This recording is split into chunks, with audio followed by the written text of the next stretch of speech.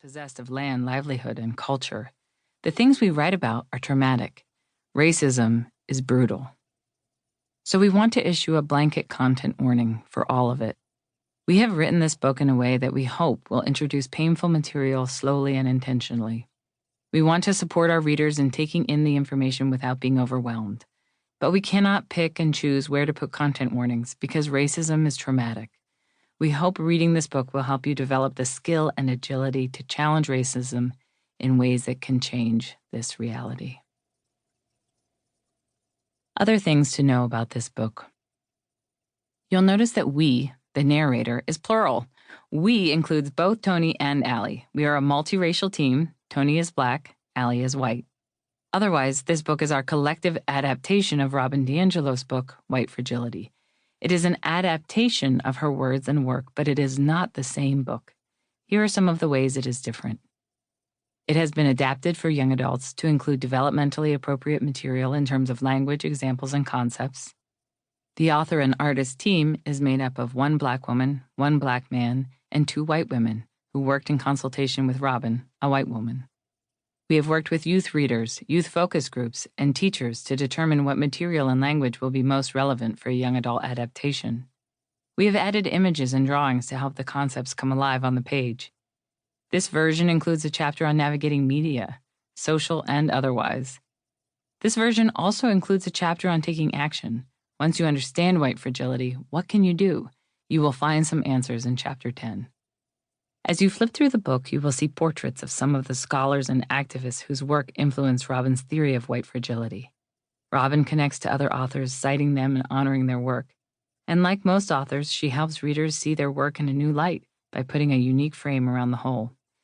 In this case, she uses her own experience and research to develop the concept of white fragility.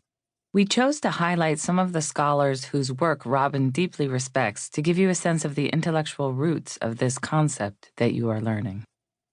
Throughout the book, Toni and Allie share personal stories. They are marked as such with the name of the author following the story. You will also see scripted quotes from Robin. These quotes are impactful statements that appear here exactly as they appeared in the original White Fragility. Finally, you may notice that we don't start talking about white fragility in earnest until Chapter 4. That is because it's hard to understand white fragility without understanding where it comes from, what's underneath it, and why it's so powerful. The first half of the book will lay the foundation. Hang in there, your patience will be rewarded, we promise. The second half will help you identify white fragility, recognize the feelings underneath it, see how it impacts your capacity to contribute to racial justice, and decide what to do about it. Introductions. Introduction from Robin DiAngelo, author of White Fragility. I grew up in poverty, in a family in which no one was expected to go to college. I understood at an early age that the world was not a fair place, but I had only ever thought about how it was unfair to me. Like most white people, I lived a segregated life. My neighborhoods, my schools, my friends, and my teachers were all mostly white. At the same time, I believed I was completely open-minded when it came to race, and I knew all I needed to know.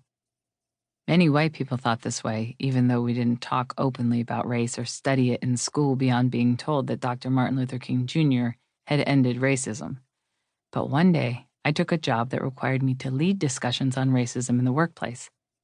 This was the first time in my life that I had ever talked directly about race, and I had never discussed race before in a racially mixed group.